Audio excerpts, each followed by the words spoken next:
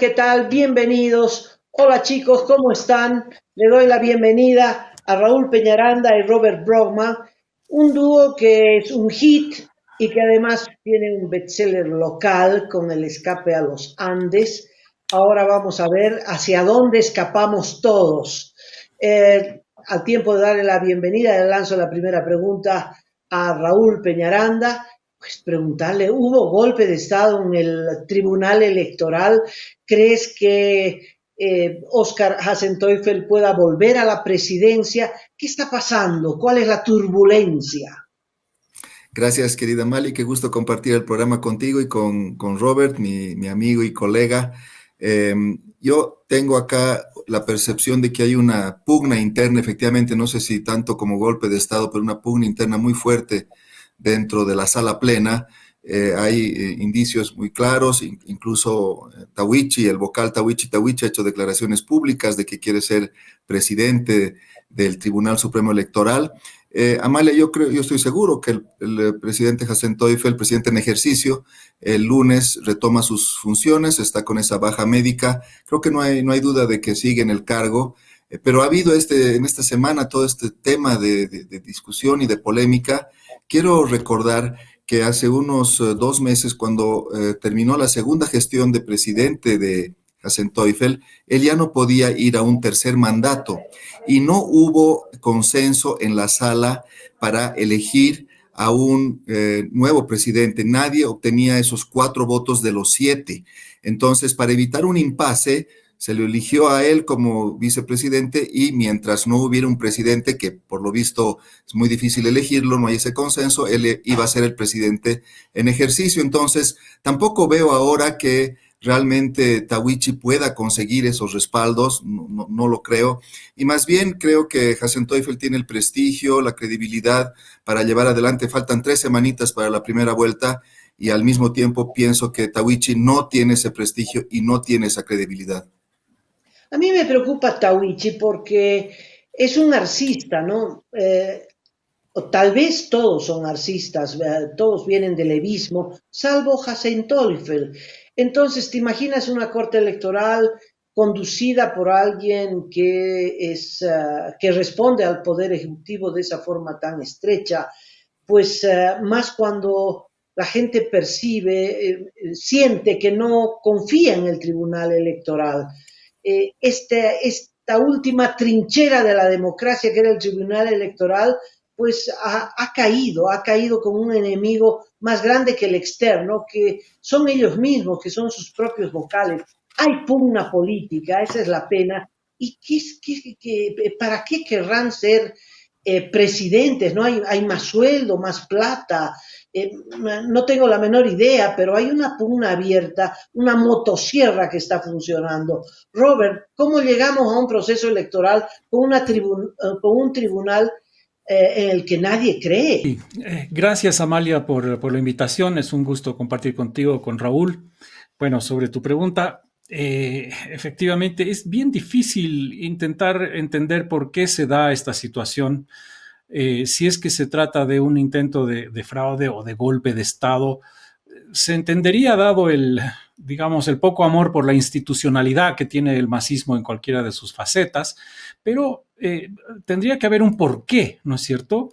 Y ese porqué no lo estoy viendo, porque si se da un golpe de esta manera sería para qué, para facilitarle algo al presidente Arce. El presidente Arce no creo que quiera prorrogarse, yo creo que más bien quiere salir cuanto antes. Tampoco se le puede aumentar dramáticamente mediante un fraude al candidato del Castillo. Si está en un 2%, imagínate todo lo que se necesitaría hacer para que subiera a un puesto expectable. Entonces, yo no veo ahí el por qué, más allá de posiblemente una cuestión de ego de Tawichi, que quisiera llegar y terminar su carrera o su gestión con la presidencia de la Corte. Pero sin duda la situación refleja el grado de crispamiento que existe dentro de la Corte, que debe ser realmente terrible. Ya en últimos tiempos de la propia democracia pactada era ya bastante así. Ahora imagínate con toda la polarización. Yo me acuerdo que don Luis Ramiro Beltrán nos contaba que decía que ser presidente de la Corte Nacional Electoral entonces era como sacarse la lotería, pero al revés.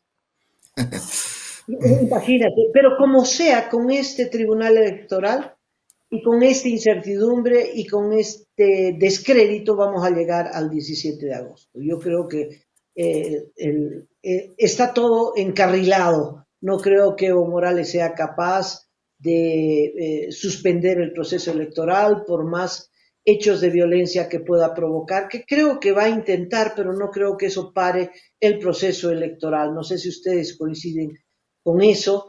Y al mismo tiempo quisiera preguntarles, como cambiando de tema, ¿qué opinan del rol de Marcelo Claure? Que ahora se metió con Evo Morales también. No sé qué cosa dijo de los socialistas de tal por cual. Bueno, a Manfred Reyes Villa eso ya fue arrastrarlo por el suelo. ¿Qué está haciendo? ¿Quiere ser un pequeño Trump en Bolivia o un pequeño Milei? Amalia, realmente es difícil de saber qué es lo que pretende Claudio, excepto tener una influencia sobre el gobierno y el futuro gobierno, pero él tendría esa influencia más bien tal vez hasta mayor sin estar siempre en la polémica, pero hay que decir que ese es su estilo. Claure innecesariamente polemiza con algún hincha del Bolívar que lo critica y él empieza a responder en su tweet, tiene creo que 500,000 de seguidores o no sé cuánto, y ahí en vez de dejar pasar, es un socio del club, es un hincha que le dice algo, pero él no deja pasar, se enreda en estas polémicas. Y lo mismo ahora, ¿no? En la política local con Manfred, ahora con el socialismo, con Evo, etcétera. Yo creo que totalmente innecesario. Él es una persona la más pudiente del país, se estima entre 1,000 y 2,000 millones de dólares su fortuna. En fin, podría tener influencia. Ojalá que alguna vez yo comenté que él tiene aparentemente inversiones en unos 50 países, pero no en Bolivia. Y qué bien que las hiciera en el país. Pero todo esto, esta retórica es lo que realmente termina siendo contraproducente para los intereses de él mismo, del mismo Claure. ¿Será que quiere ser candidato o que está abriendo el camino para su propia candidatura, sus propias aspiraciones? Parece que los empresarios no están satisfechos solo con acumular ganancias, sino que quieren poder también, ¿no? Y no hago alusión a Doria Medina, pero puede responder a alguno de ustedes. Primero me animo brevemente y después le cedo a Robert. Sí, yo creo que realmente, bueno, para esta vuelta ya no tiene obviamente chance. No, claro. Él ha señalado que no quiere ser candidato de ninguna manera y veremos para el 2030 si es que él de alguna manera se anima. Pero parece ser que tampoco ese es su deseo. Podría haberlo sido ahora. Había un vacío en la oposición. Bueno, y no lo ha hecho. Sí, mira, yo quiero creer que Claure está más allá de las ambiciones políticas, ¿no? O sea, creo que es más grande que eso. Pero también está claro que sufre de un síndrome de incontinencia verbal desde hace mucho tiempo, como bien señala Raúl. Nos acordaremos que en lo inmediato, en este periodo político, dijo que Andrónico le parecía una persona muy interesante y causó un revuelo, ¿no? Y ahora mucho más pronto ha hecho ha tenido este enfrentamiento con Manfred Reyes Villa y luego le ha dado su apoyo a Samuel, como si ello importara, digamos, ¿no? Es decir, ¿por qué debería importar el apoyo de Claure? Entonces, a mí me indigna un poco que una persona, en virtud simplemente de que tiene muchísimo dinero, pues se meta y haga este tipo de cosas en la política. ¿Le favorece a Doria Medina que venga Claudia y le diga yo apoyo a este candidato? Yo me imagino, yo creo que más bien cada apoyo de Claudia le quita un 0.5% cada vez que abre la boca, me da la impresión, ¿no? Y a la vez es una especie de retorno al pasado remoto, ¿no? Al pasado de cuando los varones del estaño se metían en política, pero lo hacían de manera mucho más elegante. Estamos en una cosa un poco parecida, pero bueno, habrá que ver, el tiempo nos dirá si es que se quiere meter en la política boliviana realmente y ser candidato en el futuro o no, ojalá que no. ¿Cómo ven a Andrónico y este intento desesperado de Arce de unificar al MAS? Hoy día ha fracasado esa reunión, ni siquiera ha ido Eduardo del Castillo en estos días, ha sido esta reunión, y Andrónico ha demostrado ser un muy mal candidato, ¿no? Al principio, hace unos 6 meses o más, se lo veía como esta persona renovadora, tiene 36 años, una cara relativamente nueva de la política, aunque con 5 años, digamos, de presidente del Senado, pero lo que la oposición no había podido mostrar, que era renovación, el MAS o el masismo o la órbita del oficialismo sí lo podía mostrar, que era Andrónico, ¿no? Pero ahora, ya iniciada la campaña, ya tan poco tiempo de las elecciones, nos damos cuenta que es un mal candidato, no, realmente no tiene el conocimiento mínimo necesario, que casi lo podría tener cualquier persona que lea las noticias con un poco de dedicación. Si lees las noticias, no digo periodista, especialista, nada, pero si te enteras, si te estás informado, podrías responder mejor las preguntas que le hacen. Y ha demostrado ser un líder realmente débil. Me he tomado la molestia era mi trabajo, yo tenía que hacerlo, de escuchar los 45 minutos de su discurso cuando iniciaba la campaña electoral ahí en la Plaza Villarruel, en el momento que estalla, ¿no es cierto?, esa mesa que habían hecho ahí, los yatiris, en fin. Y esos 45 minutos realmente difícil de titular. Yo como periodista, ¿qué iba a titular? Realmente muchas naderías, muchos saludos a los sectores, en fin, pero qué difícil encontrar una frasecita de 45 minutos que diga voy a seguir con la revolución del proceso de cambio, o voy a cambiar, y no hay que mirar al pasado sino al futuro, alguna cosita que me ayude como periodista para hacer ese, y realmente fue difícil. Entonces, un líder bastante deficiente. Yo creo que en la órbita del masismo están muy defraudados con él. ¿Te parece? ¿Compartes, Robert? Completamente. Andrónico está bastante por debajo del lector de periódicos promedio del país, digamos, ¿no? Y no digamos ya como candidato, y lo que me da horror es que ya lleva un buen tiempo como presidente del Senado, lo cual nos explica bastante bien por qué funciona tan mal nuestra Asamblea Plurinacional, por una parte. Por otra parte, sus intervenciones han sido más que penosas. Se explica así su ausencia de los debates, porque ahí no tendría estaría completamente inerme frente a los otros candidatos que son muchísimo mejor preparados. Y también me gustaría hablar de la candidata a la vicepresidencia, de Mariana Prado, que seguramente los estrategas habían pensado en poner ahí un joven indígena, no sé qué, y una señora joven de la clase media o la clase alta, que más bien ha espantado aparentemente a todo el resto del electorado que estaría del lado de Andrónico, ¿no? Y que también ha hecho declaraciones bastante desafortunadas, etcétera. Entonces, una fórmula en general desafortunada en todos los casos. Sin embargo, eso no quita la posibilidad de que tenga un electorado cautivo, un electorado que vota que tiene el voto identitario, digamos, que vota por uno de nosotros, no importa cómo sea, por muy cualquier cosa que sea. Así que podría ser que tuviera una cantidad de voto oculto por estas circunstancias. ¿Quién sabe? Eso nos lo responderá el día del voto. Yo no sé si Evo Morales leía periódicos, no sé si lo hace. Estoy casi 99% segura que no lo hace. Es más, no creo que lea nada. Sé que su capacitación ha sido a través de la comunicación oral, que Filemón Escobar se sentaba a su lado y le leía y le explicaba y le daba clases de marxismo y de trotskismo, Pero Amalia, mira, Evo Morales era distinto porque tenía pasta de político, ¿no? Es decir, claramente, desde sus tiempos de sindicalista, simplemente él siempre tuvo pasta de político, le gustó la confrontación. En cambio, Andrónico no tiene absolutamente nada, no tiene carisma, no tiene aparentemente este tipo de inteligencia social, ¿no? De esa viveza política que tenía y que tiene posiblemente todavía Evo. Bueno, sí, coincido, que esa es la gran diferencia, más allá de la lectura o la cultura general, en fin. hay líderes y líderes y Andrónico no da la talla, no da entrar a las grandes ligas. Creo que estaba bien donde está, ¿no? En el Senado, en la Cámara de Diputados, en fin.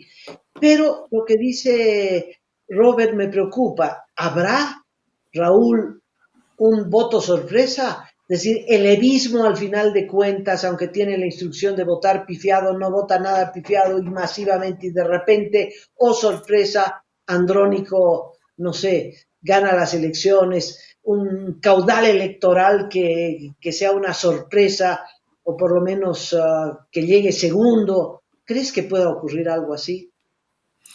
A ver, yo descartaría que gane en primera vuelta, como hasta hace poco escuchaba esa posibilidad de que él tenga 40% de voto y 10 puntos de diferencia con el segundo. Eso creo que ya lo podemos descartar, pienso yo. Me parece que está realmente en una situación muy, muy baja como para que eso suceda. Incluso si todos los indecisos votaran por él, o sea, todos, nulo, blanco y todos los indecisos, que son 30 más el 8 que le dan algunas encuestas, 38, o sea, y así. Y no creo que todos los indecisos, todos los blancos y nulos, obviamente lo vayan a respaldar. Pero sí es posible, y creo que no es nada descartable y que podamos imaginarnos que sí pase a segunda vuelta junto con algún otro líder de la oposición, probablemente Samuel y Tuto, Samuel o Tuto, que son los dos mejor ubicados. Y ahí pasaríamos a una segunda vuelta. Todas las encuestas, como se sabe, señalan que una segunda vuelta ganará un opositor, porque todo ese voto, si ahorita sumamos todos los candidatos opositores en las encuestas, más o menos llegan casi hasta un 70%, si quitamos previamente los indecisos, ¿no? Entonces se cree que en una segunda vuelta sí ganaría entonces uno de los candidatos opositores, pero tampoco, no creo que podamos descartar que Andrónico pase a una segunda vuelta. Ahora también hay personas que conocen de esto y uno es Jaime Durán Barba, este afamado asesor electoral que asesora ahora a Tuto Quiroga, una persona destacada en el continente haciendo esto, y él dice que piensa, según lo que él ha investigado y tiene acceso a tantas encuestas, etcétera, que tampoco podemos descartar que por primera vez pasen dos opositores a la segunda vuelta, ¿no? Cosa que realmente sería un cambio muy político tan grande solo en 5 años comparado con la última elección. Pero bueno, eso es lo interesante de esta campaña, que es totalmente, la incertidumbre es completa. Realmente no, lo que no hay es certidumbre. Y eso creo que también es algo que nos mantiene a todos alertas e interesados. Al margen de las encuestas, que en el último tramo o el día de la elección pueden equivocarse, yo creo que hay un factor determinante por el cual todas las versiones masistas van a perder de manera contundente y es la crisis económica, ¿no? La gente que está en las filas, la gente que pierde su trabajo, la gente que tiene que dormir en las colas, la gente que está muriendo en las colas, ya no es una exageración, son 7 que han muerto, 6, si la cifra no me equivoco, en Paraguay y uno en Santa Cruz. Hágame el favor. El chofer que me trajo me mostró su boleta, ya no hay la gasolina corriente, ¿ah? Tienen que pagar 6 bolivianos con 60 y algo centavos, que es la gasolina premium, porque ya no hay la corriente. Entonces, más inflación, más esto, más el otro, realmente la gente tendría que estar loca para votar por el MAS. Y por eso a mí me parece que Andrónico no solo está cayendo, sino que va a ser un papelón electoral y que la segunda vuelta va a ser entre Samuel y Tuto. Es lo más probable, ¿no, Amalia? Ciertamente en las últimas semanas, sobre todo, ha habido una pulverización de lo que fue el MAS en todas sus versiones. Y cada vez creo más posible que la victoria va a ser de uno de los opositores. Pero también esto significa que va a ser un gobierno muy difícil, el que toque, ¿no es cierto? Porque va a tener que tomar unas decisiones tremendamente difíciles e impopulares y vamos a tener un encarecimiento general de todo debido a al corte de la subvención de la gasolina, que es algo que debió haber hecho este gobierno, lo cual nos lleva a pensar que exista la posibilidad de que incluso el próximo gobierno no llegue a cumplir con su mandato. Y ahí existe la posibilidad, ¿no? Todavía de que un Evo Morales se aparezca y dentro de 2 años o 3 años, antes de que termine el próximo gobierno, esté volviendo a la palestra con paso de parada. Podría ser. Entonces estamos enfrentando un escenario de incertidumbre bastante complicado en todos los aspectos, no solamente en el aspecto electoral inmediato, sino en el postelectoral también. ¿Qué dices de eso, Raúl? Yo más bien tengo la idea de que el próximo gobierno podría terminar el mandato, que va a terminar, creo yo. Yo creo que va a ser el principio lo más duro, obviamente, cuando haya que subir el precio de la gasolina, va a subir el precio del minibús, etcétera, y va a ser un momento de mucha tensión, sin duda. Además, un país proclive a la protesta, a la inestabilidad. Pero me parece, tengo la impresión de que ese gobierno, pasada esa parte, puede mirar con un horizonte un poco más largo y terminar su mandato. Y no veo a Evo Morales con la fuerza suficiente para tumbar al próximo gobierno. Miren, a este gobierno actual, que tiene el presidente, creo que, no sé, 2 o 3% de popularidad, no sé cuánto, realmente muy bajo. Un gobierno que no tiene movimientos sociales, no tiene respaldo, no tiene legitimidad, un presidente inepto, y Evo Morales no ha logrado hacerle mella. Casi ni cosquillas. 3 grandes movilizaciones de Evo, la última terrible con policías muertos, en fin, y no ha logrado Evo presionar para ninguno de sus objetivos, que lo habiliten como candidato, etcétera, nada, que le den la sigla del MAS.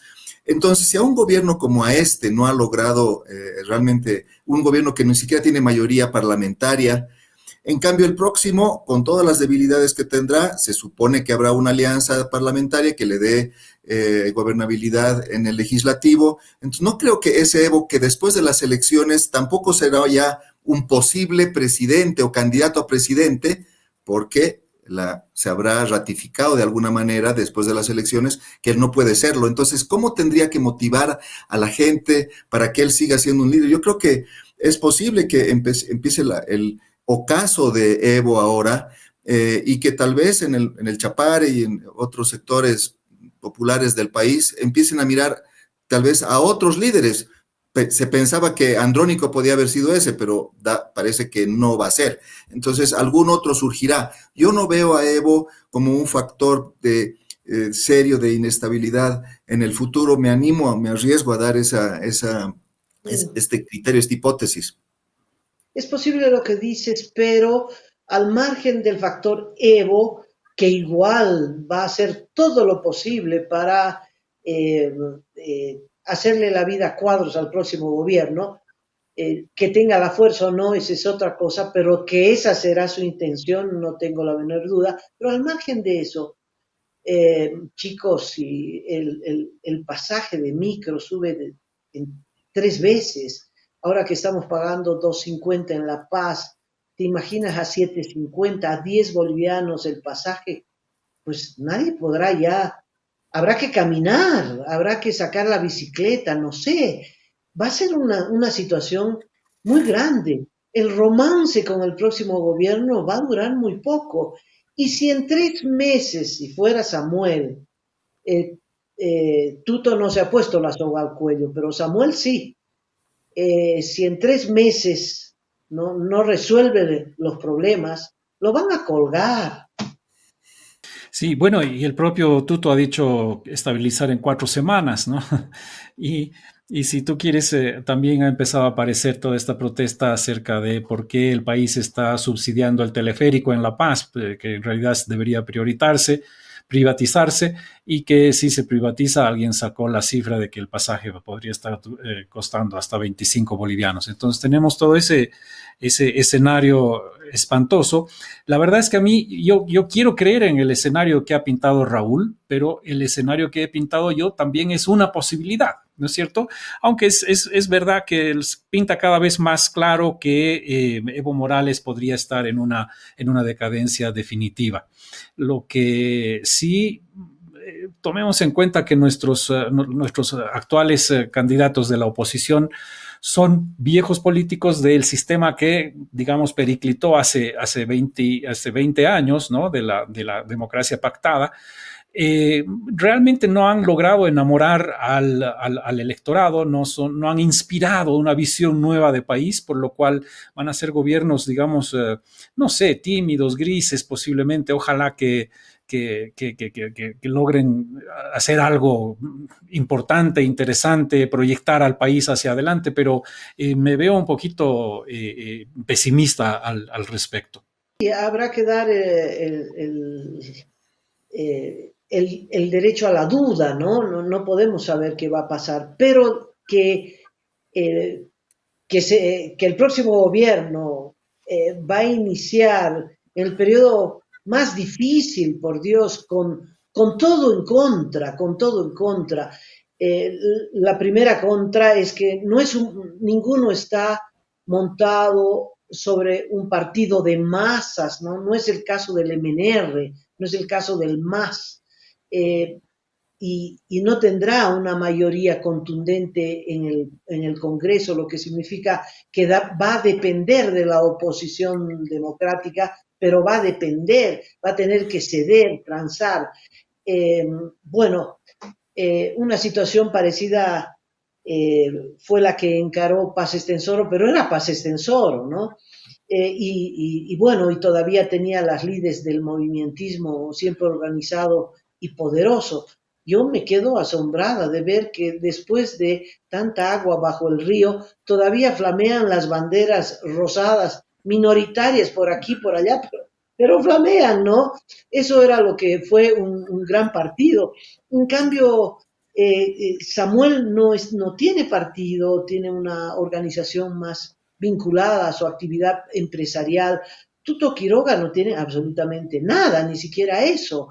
Entonces, veo que tendrán todo en contra, todo en contra. Y si hay una posibilidad que en 3 meses no se cumplan las promesas, pero si las cumplen, ojo, vamos a darle beneficio de la duda, pero si las cumplen, va para la reelección, ¿no? Si me permites ahí, Amalia, y Raúl, perdón que te corte, lo que yo veo más que una reproducción del escenario de Paz Estenssoro, yo veo más bien un escenario más parecido al de la UDP, ¿no? Un candidato que va a recibir un país con una economía destruida y una institucionalidad destruida, que va a obtener una minoría de votos y va a tener que negociar en el Parlamento y va a tener que hacer una coalición de alguna manera. Espero que en este sentido, por lo menos, nuestros dos candidatos de la oposición democrática hayan aprendido aquella lección y que unan sus fuerzas para gobernar y que no le suceda como a Hernán Siles Suazo, que era minoritario y que enfrentó no solamente a la oposición, sino a la propia izquierda, digamos, ¿no? Entonces, la unidad más allá de las elecciones, creo que va a ser muy importante el tener alianzas, el tener acuerdos mínimos, una especie de acuerdo patriótico o un escenario parecido a ese. Sí, es interesante lo que dice Robert porque me permite mencionar una frase, una pregunta que hizo Sayuri Loza, nuestra colega, cuando dice, ¿estamos en el año 79 o estamos en el año 85?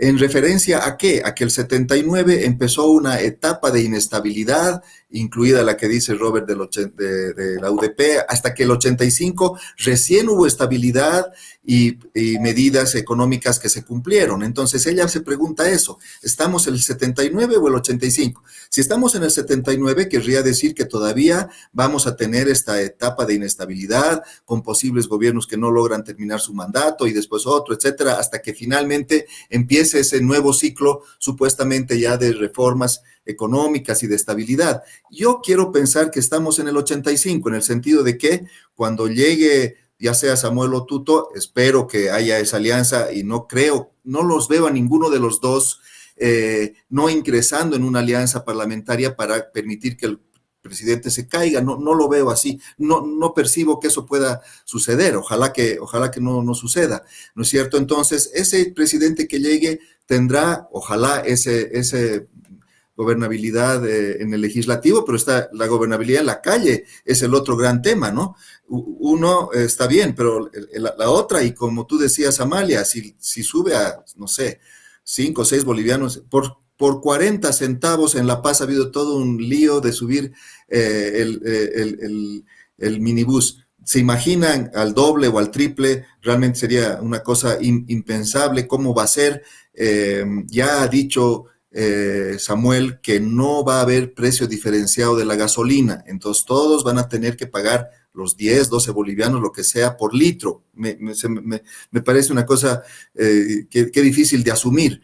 Más bien tú has señalado que sí al transporte se le daría una subvención, entonces que el minibusero sí obtendría en la gasolinera un precio más bajo, pero también eso va a generar distorsiones, fraude, en fin, todo es tan difícil. Pero con todo, creo que el próximo gobierno podría salir adelante. Y me quedo con esto. El 85, después de esas movilizaciones tan fuertes que hubo, el gobierno de Víctor Paz, después de las reformas que hizo, logró imponerse. Y su ministro de Planificación, el que había hecho las medidas más duras, que era Sánchez de Lozada, termina ganando la elección, aunque no fue presidente, pero gana una elección, como que la gente premiando a la estabilidad y al esfuerzo. Entonces, también tenemos ese otro ejemplo como para contraponer a la idea pesimista, ¿no? Bueno, yo creo que el factor subjetivo, es decir, depende qué haga el próximo presidente, cómo actúa el próximo presidente para situarnos o el 79 o el 82 o el 85, ¿no? Depende qué haga el presidente. Si va a ser un presidente que va a tomar medidas que sepan a dónde van, ¿no? Es decir, que va a aplicar un 21060 actualizado, que sepa a dónde van, que le van a dar estabilidad. Paz Extensoro me parece que no demoró más de un mes para que aparezcan todos los alimentos en las vitrinas. Es que no había que comer, no había nada, lo único que habían eran colas, no habían dólares, y me parece que tampoco había gasolina, y bueno, con medidas muy drásticas, pero coherentes, con un programa económico coherente de estabilización durísimo, con un costo social durísimo, pues en un mes dio la vuelta el país. Ahora, don Hernán Siles, al revés, que tenía el mismo panorama, no quiso tomar esas medidas, ¿no? Le daba no sé si pena, consideraba que iba a dañar a los pobres y que entonces, bueno, con esa demagogia, lo único que hizo fue imprimir billetes hasta que al final solo imprimía los famosos cheques de gerencia de millones y millones de bolivianos y llevó al desastre, al completo desastre del país. Entonces, yo creo que no depende de la época, ya la crisis está, aquí están los factores objetivos de la crisis. El que se ponga adelante o lo resuelve o ahonda la crisis. Entonces, depende del factor subjetivo, de quién sea el presidente y de qué medidas tome. Efectivamente, Amalia, yo creo la reflexión de Raúl y de Sayuri es completamente pertinente, ¿no? Si estamos en el 79 o el 85, yo creo que las circunstancias sociales, económicas nos colocan más en el 79, 80, pero claro, si aprendemos las lecciones, podemos dar el salto directamente hasta el 85. Ahora, imagínate que gane las elecciones cualquiera de los dos, Tuto o Samuel, y que consideren que Tuto o Samuel, el que ha perdido las elecciones, es la oposición, ¿no es cierto? Y van separados al Parlamento. Entonces, así, obviamente, vamos a tener, sin ninguna duda, una nueva UDP y no vamos a terminar ni siquiera el mandato. Pero estoy absolutamente seguro de que hemos aprendido la lección de que tienen que ir con una alianza tipo acuerdo patriótico. El 85, si funcionó con el doctor Paz, fue porque Banzer decidió otorgarle su apoyo, además su apoyo digámoslo así, desinteresado, porque no pidió cuotas, no pidió ni un ministerio, ni nada, absolutamente nada, y dijo, yo voy a apoyar estas medidas y este gobierno, y con el apoyo del Parlamento se llegó al 21.060, ¿no? Entonces, si no logramos aquel mismo escenario del 85, estamos perdidos. Pero ojalá que hayamos aprendido la lección y lleguemos ahí. Creo que nosotros hemos aprendido. La pregunta es si los políticos han aprendido, ¿no? Han visto que no lograron unirse. Al final de cuentas, esa unidad no era tan indispensable porque el enemigo contra el que había que unirse, que era Evo, quedó fuera de la carrera electoral. Y el otro posible enemigo, que es Andrónico, resulta que es demasiado chico como para organizar, provocar una unidad de salvataje. Entonces, bueno, la verdad que la unidad no era tan importante. Pero cuando, si alguno de ellos es gobierno, verán qué importante es esa unidad, porque va a haber una revuelta popular de inmensas dimensiones con Evo Morales dándole manija por todo lado. De eso no tengo la menor duda. Sí, yo pienso que lo imprescindible y lo mínimo que tiene que tener el próximo gobierno, obviamente el próximo presidente, es conseguir una alianza parlamentaria sólida. Que importante esta memoria de Robert, te recuerdo de que van a ser a cambio de nada, solamente por el hecho de pasar una crisis tan fuerte que vivía el país. Ahora va a ser a cambio de cosas, va a ser a cambio de ministerios, en fin, así es la política y eso está totalmente bien. Yo no critico para nada eso de que haya un tema también de dividirse el poder ejecutivo, ojalá de una manera razonable, bien, con gente capaz, etcétera. Pero si no hay eso que es lo indispensable, que es la parte del legislativo, obviamente no hay futuro para el siguiente gobierno. O sea, eso es algo que ya casi, de hecho, pensaríamos en que no duraría, porque en la calle va a haber todo este tema de las protestas, ¿no?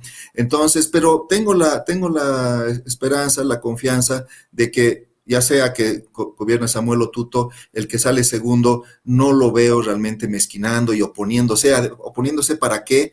Si después habrían elecciones y ellos ya estarían también fuera, porque uno podría decir, se van a oponer porque si cae ese gobierno, cualquiera de los dos sería un candidato. Esta es la última de los dos, esta es la última para los dos. O sea, si hubiera inestabilidad ya ellos tienen que realmente, yo pienso que lo saben, que ya no tendrían más chances. Entonces, favorecer a que el siguiente gobierno caiga, ¿qué ganarían ellos con esa situación? Entonces, por eso es que presumo que sí va a haber esa alianza.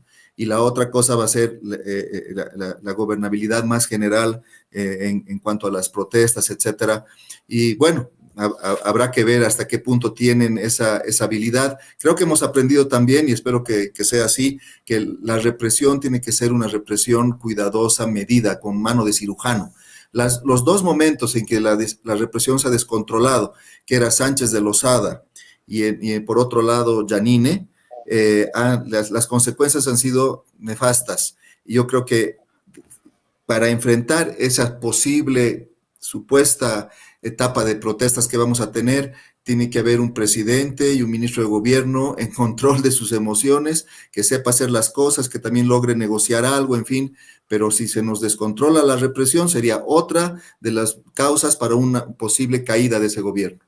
El panorama internacional, ¿creen ustedes que ayude a estabilizar la economía, que los organismos van a estirar la mano, que alguien va a prestar plata para comprar gasolina? ¿Cómo ven el contexto internacional, Trump, Putin, la guerra en Ucrania, la masacre de los palestinos?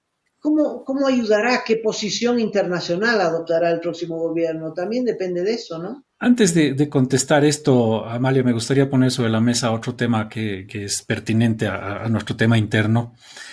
Cuando cayó la UDP, cuando renunció antes de tiempo don Hernán Siles Suazo, la izquierda quedó pulverizada, ¿no es cierto? O sea, pero realmente pulverizada durante los siguientes 20 años.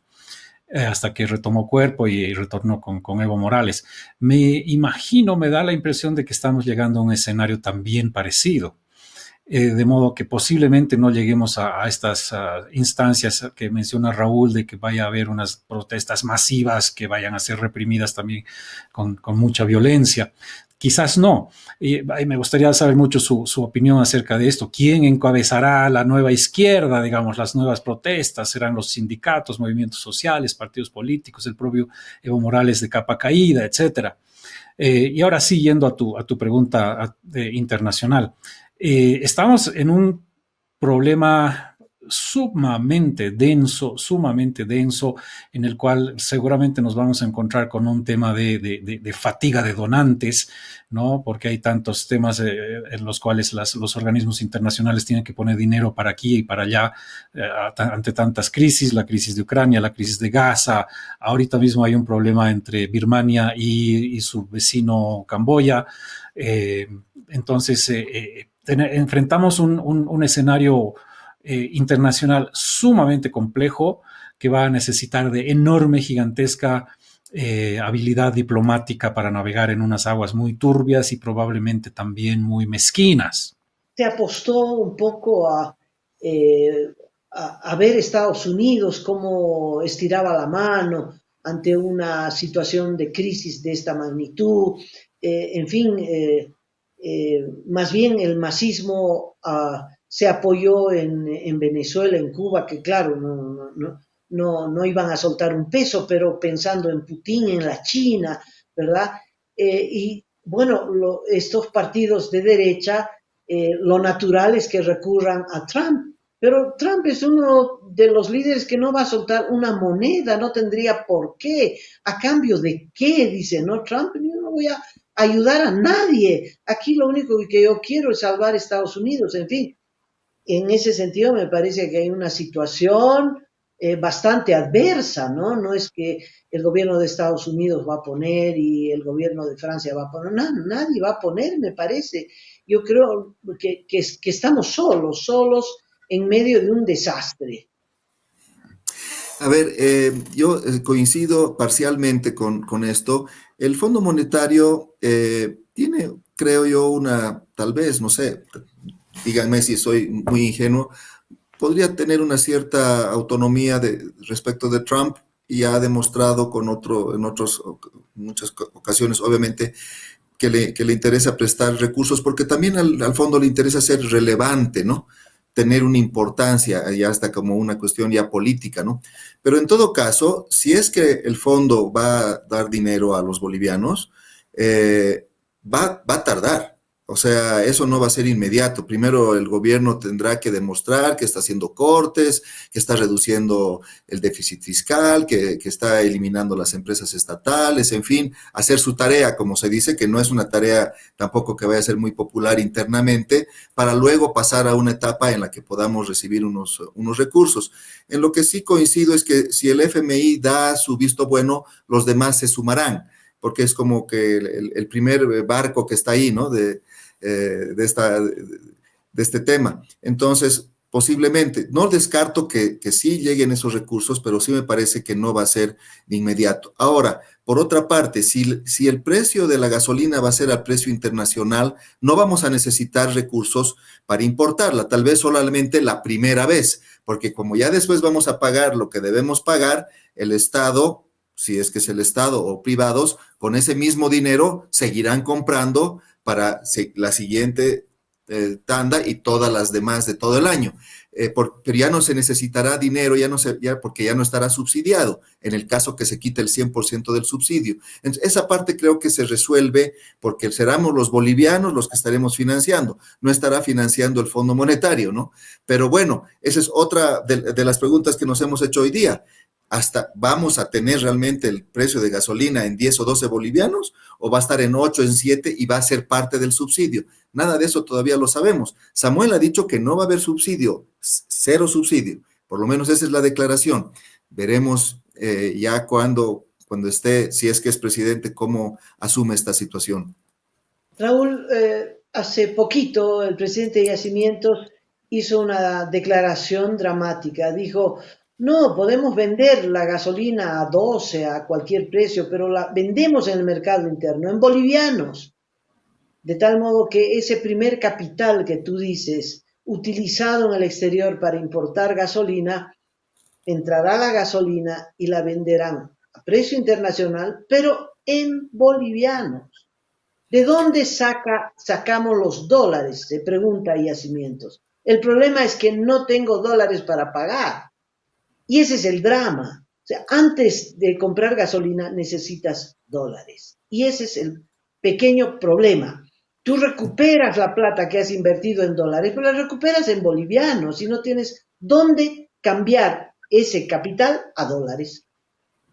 Sí, pero sabes que también considero que, claro, la otra medida que hay que tomar, que presumo que es la medida hermana de esta, es devaluar y, digamos, ya se ha devaluado, pero hacer oficial la devaluación.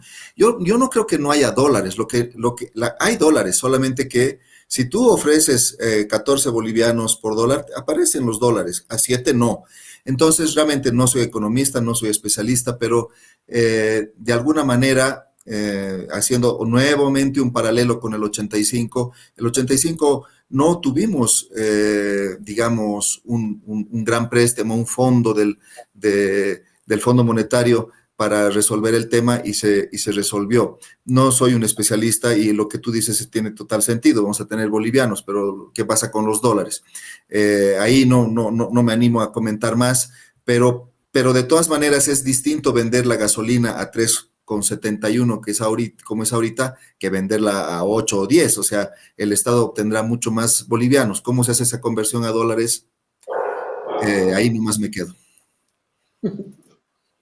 Robert, si tienes algo que decir sobre esto, está difícil. Lo que sí sabemos es que está muy difícil. Está pues muy difícil. No me animo a decir nada más al respecto porque el tema es bastante complejo y para economistas yo estoy muy lejos de ese campo. Bueno, estamos en el panorama internacional. En la región parece que hay una nueva ola de, eh, el péndulo va a la derecha, ¿no? Ya sale Boric, es muy posible que gane la derecha en Chile, se consolida Milei en la Argentina, a Lula le falta un tramito más, pero está también de capa caída. En fin, parece que el péndulo va hacia la derecha otra vez.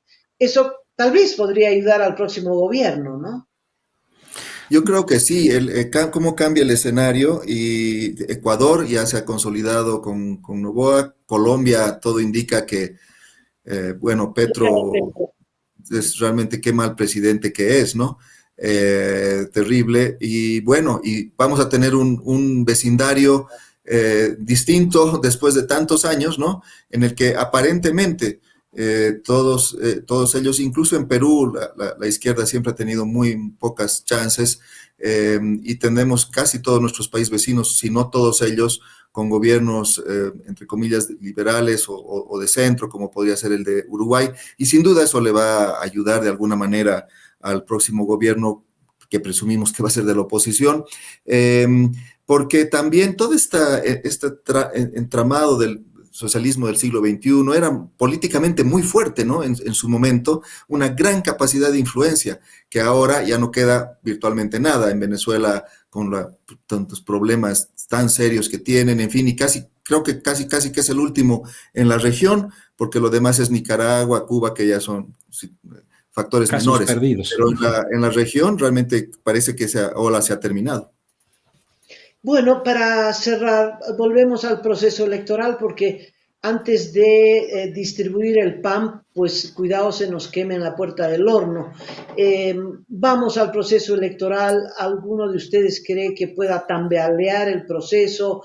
Estas movilizaciones ciudadanas en defensa del voto, movilizaciones para mostrar algo de fuerza frente a quien se le ocurra hacer fraude, no sabemos a favor de quién, en fin. ¿Cómo ven ese proceso? Y si llegamos al 17 de agosto, si esto en sí ya va a ser una gran victoria.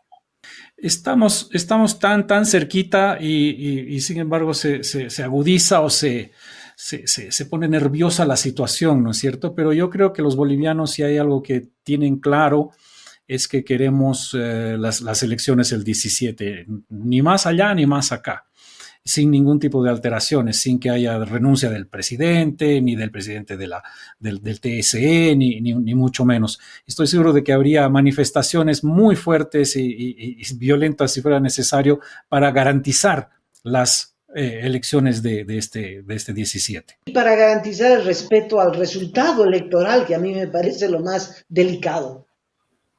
Claro, porque eso es en dos fases esto, o tal vez podríamos decir que es en cuatro fases, porque en primer lugar hay una primera vuelta que tiene que primero llegar a la elección y llegar bien. Yo también coincido, creo que vamos a llegar, no veo ninguna posibilidad, pucha, ojalá, de que se suspenda, en fin, o que Evo, que ha dicho que no tiene la fuerza como para impedir que haya un voto, en fin, pero luego es que tengamos un cómputo creíble, ¿no?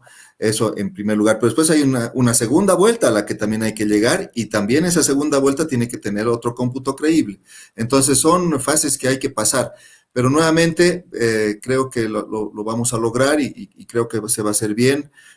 Parece que el sistema que está aprobando el Tribunal Supremo Electoral, este CIREPRE, funciona bien. Este domingo va a haber un nuevo simulacro desde las mesas con actas ficticias para que todos pongan la foto, manden a su sistema de cómputo. Parece que está funcionando bien, ojalá, y que no haya nadie que corte la luz y que empiece otra vez una tragedia de fraude y de conflicto, pero me parece que todo indica que estamos por lo menos bien encarrilados. Y hay además una nueva etapa, añado a las de Raúl, que es el llegar hasta la transición, hasta el cambio de mando, ¿no es cierto? ¿Será que llegamos con el presidente Arce? Porque yo sabía que el presidente Arce había instancias en las que su gente necesitaba sentarlo en la silla porque quería irse. ¿Será que el presidente Arce entrega la banda? Yo no lo veo entregando la banda, pero lo que sí veo es una predisposición, que es bueno que los que intenten sabotear este proceso, los que intenten hacer fraude, en fin, todos aquellos que vayan en contra de la norma, de la ley, del proceso electoral, de la democracia, tienen que saber que los adoquines de San Francisco están listos para convertirse otra vez en trinchera, que las pititas siguen ahí listas para salir, que las rotondas siempre serán un escenario de gran batalla. Yo creo que no es fácil con el pueblo boliviano, no es fácil. Y yo quiero cerrar con esta intervención con ustedes a propósito de esto. Y yo quiero sumarme a eso, y tienes toda la razón, no es fácil con el pueblo boliviano, y sobre todo en estas circunstancias, eh, retomo algo que dijo Robert. Más bien el presidente quisiera irse lo antes posible, no lo veo con ninguna posibilidad o idea de querer quedarse. ¿Para qué? No puede resolver nada, no puede hacer nada, no tiene legitimidad, no sabe cómo tomar las decisiones, en fin, no lo quieren en ninguna parte, entonces quisiera irse. También quiero recordarles que el MAS, durante el gobierno, en el legislativo, durante el gobierno de Yanine Áñez, hizo una ley que se llama de arraigo de las autoridades, de las máximas autoridades. Las máximas autoridades, terminada su gestión, no pueden salir del país durante 90 días para evitar que se escapen. Esto lo hizo el MAS, suponiendo que en algún momento iba a suceder al contrario, pero esa ley del MAS ahora les va a afectar a ellos. Entonces, esa pregunta de, ¿va a entregar la banda? Porque para eso necesitaría quedarse y luego tiene arraigo de 3 meses. Entonces, si quiere irse, tiene que irse antes y no entregar la banda. Y yo, para terminar, querida Amalia, tú has mencionado las pititas.